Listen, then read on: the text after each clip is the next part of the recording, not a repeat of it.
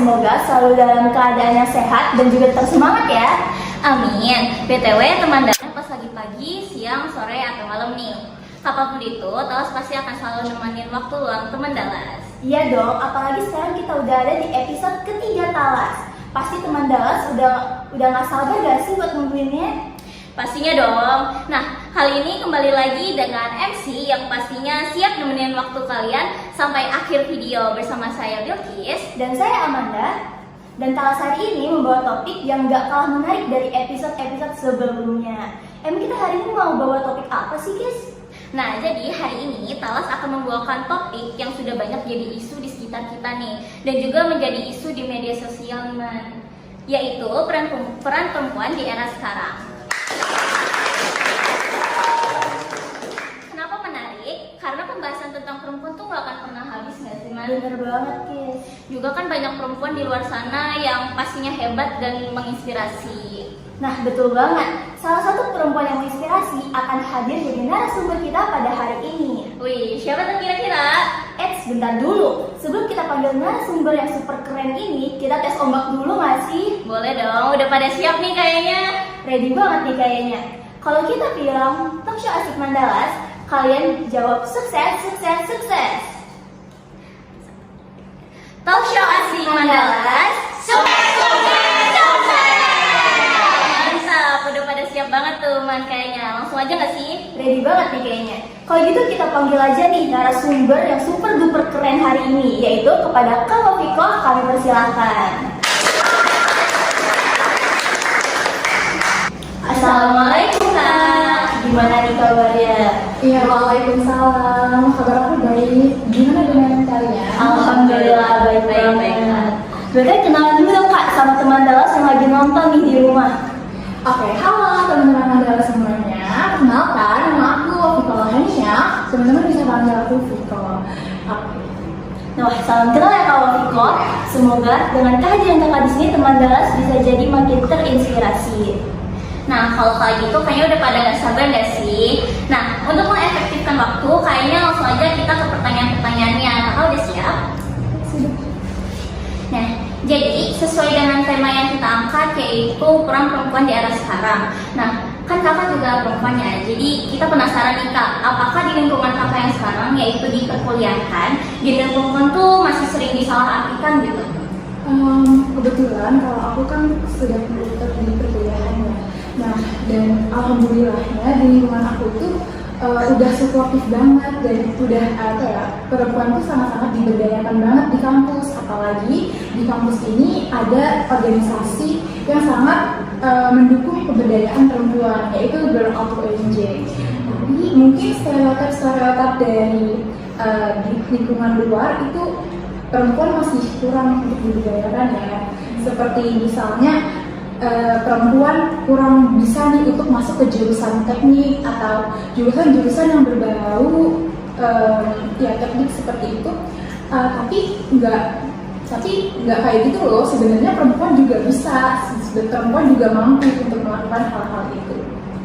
Ya, saya juga setuju karena alhamdulillahnya banyak ternyata orang di luar sana yang sadar kalau perempuan itu pantas buat mengekspresikan diri mereka sendiri, Kak. Nah, oke Kak. Buat pertanyaan selanjutnya, mungkin boleh dicicipin dulu Kak buat makanan sama minumannya. Terima kasih ya. Nah, untuk pertanyaan kedua, dalam hal lain, menurut Kakak apa sih yang membuat perempuan tuh masih banyak dianggap lebih rendah dari laki-laki? Bahkan di luar sana tuh masih banyak banget sikap-sikap patriarki dari suami ke istrinya sendiri.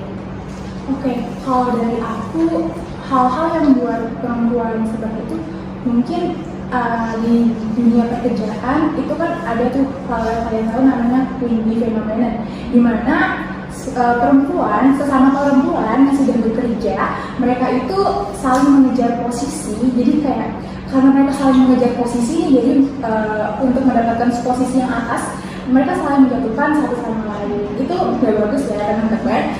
Nah gitu sih. Terus tadi mau gimana? Kalau misalkan di luar sana kan banyak banget tuh sikap-sikap patriarki dari suami ke istrinya sendiri. Itu tuh kenapa bisa laki-laki itu melakukan sikap tersebut?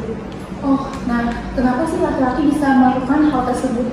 Nah, hal itu juga terjadi karena kurangnya edukasi nih dari sang ibu, ya kan ibu ini melahirkan laki-laki dan perempuan. Nah, biasanya ibu ini lebih ke perempuan itu harus diedukasi terus-terusan. Tapi bagaimana dengan laki-lakinya? Mereka biasanya lebih dibiarkan, kayak misalnya perempuan diminta untuk beres-beres atau apa, tapi laki-lakinya dibiarkan, oh iya kamu boleh kok main HP, oh kamu boleh kok melakukan hal ini, melakukan hal itu. Nah, hal itu terjadi secara terus-menerus menyebabkan suatu kebiasaan pada laki-laki gitu.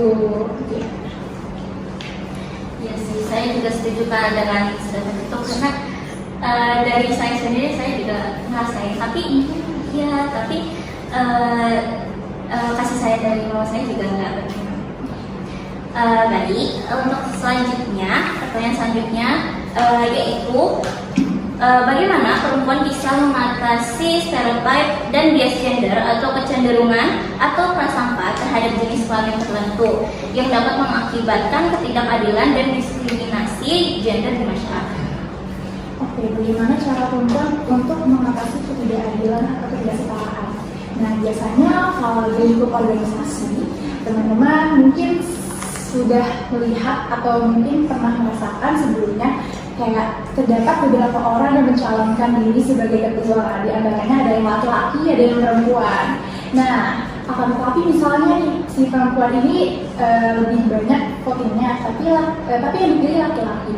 Hal itu mungkin dirasa oleh audiens atau oleh teman-teman organisasi kalian bahwa laki-laki ini jauh lebih mampu untuk mengorganisir suatu organisasi, atau mungkin di dalam benak dari audiens atau teman-teman organisasi kalian, mereka berpikir bahwa oh kalau perempuan mereka nggak punya dong waktunya lebih terbatas gitu loh untuk mengurus suatu organisasi, kayak mereka harus beres-beres rumah, harus melakukan pekerjaan yang emang harus dikerjakan oleh perempuan. Padahal nggak gitu loh. Jadi di sini aku mau minta kayak teman-teman untuk bisa membuktikan bahwa perempuan itu bisa loh untuk menjadi leader. Perempuan itu bukan hanya seseorang yang dibatasi oleh emosi. Kan mereka kayak mungkin nggak dipilih jadi leader karena ini orang nanti kalau misalnya lagi PMS nanti bawaannya emosi dulu gitu ya. Tapi enggak loh, misalnya bisa membuktikan itu dengan kinerja kalian, dengan prestasi-prestasi kalian selama di organisasi gitu. Dengan kalian membuktikan, dengan kalian menunjukkan, oh aku bisa loh. Nah, teman-teman yang ada di organisasi akan melihat bahwa kalian adalah pemimpin yang sesungguhnya, tidak dibatasi oleh gender. Ya, setuju pasti. Nah, gimana sih Kak cara strategi yang dapat dilakukan perempuan supaya bisa ningkatin kepercayaan dirinya sendiri dan kepemimpinan pada dirinya sendiri juga? Oke, cara untuk meningkatkan kepercayaan diri seorang perempuan menurut aku di zaman yang penuh dengan teknologi ini, dunia terus berkembang secara cepat ya. Nah, karena itu kita perempuan perlu untuk selalu belajar dalam bidang apapun, karena menurut aku kita perempuan perlu memberdayakan diri kita sendiri. Memberdayakan diri kita sendiri di sini bukan berarti bermaksud untuk merendahkan status laki-laki sebagai provider, tapi perempuan di sini juga harus bisa berdikari agar ketika mereka ditinggalkan oleh laki-laki, mungkin maaf ya sebenarnya. Ya, jadi mereka tetap bisa berdiri pada kaki mereka sendiri gitu. Dan bagaimana mereka caranya untuk belajar, bisa dengan join komunitas-komunitas perempuan pemberdayaan, seperti misalnya kalau ada di lingkungan kampus ada yang namanya Girl Up UNJ. Itu bukan hanya ada di salah satu universitas alias UNJ doang, enggak, tapi itu ada di beberapa universitas. Nah, terus teman-teman kalau misalnya teman-teman suka leadership nih, bisa teman-teman untuk mengikuti organisasi-organisasi yang sesuai, atau misalnya teman-teman suka untuk memasak atau apapun, kalian bisa mengembangkan diri di bidang itu. Dan dengan kalian mengembangkan kualitas diri kalian bisa nantinya untuk melakukan sesuatu yang bermanfaat bagi diri kalian sendiri maupun bagi orang lain nantinya. Gitu. Wah, ternyata banyak banget yang bisa kita ambil nih dari pertanyaan-pertanyaan dan jawaban juga dari Kak Wafiko. Gak kerasa juga ternyata kita nih udah ada di pertanyaan yang terakhir dan seru banget kalau misalkan kita sharing-sharing sama Kak Wafiko dan ngobrol-ngobrol. Asli, bener banget, saking serunya ngobrol sama Kak Wafiko jadi lupa waktu. Gimana nih teman Dala, seru nggak? Seru dong, apalagi yang bawa tas hari ini kita Wih, semoga Talas episode kali ini dapat bermanfaat buat teman Dala semuanya ya. Semoga makin banyak perempuan di luar sana yang terinspirasi setelah menonton Talas episode kali ini. Terima kasih banyak juga kepada Kak Wafiko yang sudah menyempatkan waktunya untuk menghadiri kelas hari ini dan menjawab seluruh pertanyaan dari kita nih. Nah, maka dari itu, buat teman Dalas, jangan lupa sering cek media sosial OSIS Rekaman 18 Jakarta ya. Dan jangan lupa juga untuk selalu pantengin Talas karena kita selalu ada untuk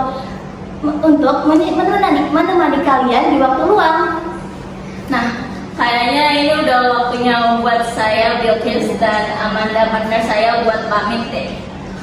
Terima kasih ya kepada semua teman Dalas yang setia menonton sampai akhir. Sampai ketemu di Talas episode selanjutnya. See you! Terima